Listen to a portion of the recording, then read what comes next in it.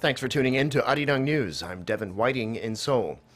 President Park Geun-hye spoke with U.S. President-elect Donald Trump on the phone this morning after having sent him a congratulatory message immediately after his victory. They reaffirmed the two countries' strong ties, with the next American leader pledging to be with South Korea 100%. Song Ji-sun starts us off with the details of their first conversation. President Park Geun-hye and U.S. President-elect Donald Trump's first conversation on the phone took place in a friendly atmosphere using easy words. The phone conversation, which lasted about 10 minutes, was made less than 24 hours since Trump's victory.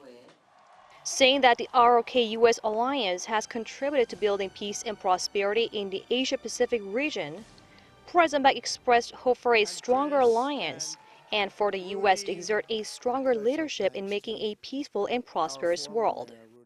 She also highlighted the need for close coordination between Seoul and Washington to deter possible North Korean provocations, noting that Pyongyang has had a tendency of carrying out such actions during the transition period between administrations in the U.S. Stressing that the allies will all be safe together, Trump said he agrees 100% with President Park and that the U.S. is going to be with South Korea 100% all the way, unwavering. President Park says she looks forward to further strengthen and develop the ROK-U.S. alliance in various areas of common interest in the future. President-elect Trump said that the U.S. is with Korea 100%, and that it will be steadfast and strong in protecting South Korea against the instability in North Korea. Park and Trump also said they look forward to meeting each other soon in the future. Over the next month before Trump takes the Oval Office, President Park will seek to convey Seoul's stance and its strategies through various diplomatic channels in order to have them reflected in the new U.S. administration's policy directions. Song Ji-sun, Arirang News. Now, Korean stocks rebounded on Thursday after the shock of Republican Donald Trump's presidential victory had sent markets into a tailspin the day before. Seoul's benchmark Kospi closed up 2.25%, while the tech-heavy Kosdaq added over 3.9%. Korea's main index had plunged 2.25% the previous day, while the Kosdaq had shed over 4%, amid growing uncertainties about the impact a Trump victory could have on financial markets and the global economy. On Thursday, markets across Asia also recouped Wednesday's losses. Japan's Nikkei gained 6.7% Thursday, while Hong Kong's Hang Seng added nearly 2%. The rebound in Asia followed gains on Wall Street, with U.S. shares bouncing back on Wednesday after major sell-offs overnight. Korea's finance minister says the government will act swiftly to stabilize local markets amid the rising uncertainties surrounding the new U.S. president-elect. Speaking at a ministerial meeting Thursday morning, Finance Minister Yoo Il-ho said the possibility of a shift in U.S. economic policy has only added to the uncertainties in the global financial market and the real economy, already burdened by Brexit and a slowdown in China. The government, he said, will come up with effective countermeasures after studying Trump's campaign pledges and the impact they could have on Korea's trade and export fronts. He added that if necessary, financial authorities in Korea will immediately take measures to stabilize the market.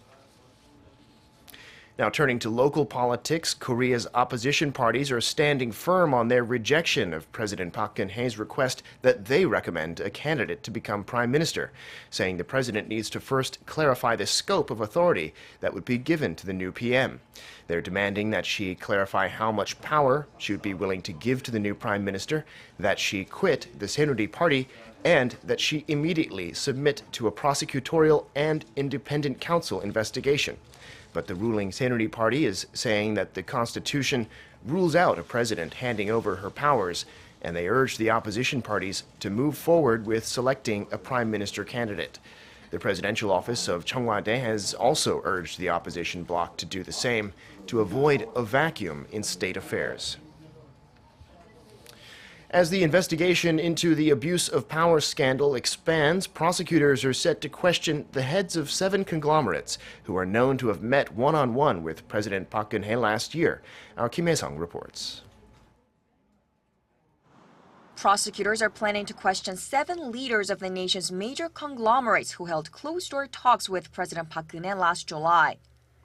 Prosecutors said Thursday that the details of the conversations they had at the meetings held between July 24th and 25th last year will be crucial in determining whether the president is involved in fundraising for two government-linked foundations controlled by our confidant Choi Soon-sil. The 7 CEOs include Samsung's Lee Jae-yong, Hyundai Motors' Chung Mong-gu, and LG Group's Koo Bon-moo. On July 24, 2015, President Park held a meeting with 17 CEOs at the presidential office of Cheongwade and said she would like the companies to help support an organization that would help spread Korean culture. The president is known to have held closed-door talks with some of the CEOs that afternoon and on the next day, and prosecutors are seeking to determine whether she pressured them to donate to the foundations. To get to the bottom of the Choi Soon-sil scandal and meet the demands of public outcry, prosecutors need to thoroughly investigate into how Korean conglomerates were involved in this business-government collusion. So questioning all the CEOs is crucial. 53 companies are known to have donated $70 million to the two foundations, Miru and K-Sports, and Choi is suspected of using her close ties to the president to force them to contribute money. Prosecutors have already questioned executives from Samsung Hyundai Motors SK Group over the past several days, as well as several others, as to whether they were pressured into making donations and by whom. Kim Hae-sung, Arirang News. And that's all for this hour. Thanks for watching. More to come on News Center at 10 p.m. Korea time.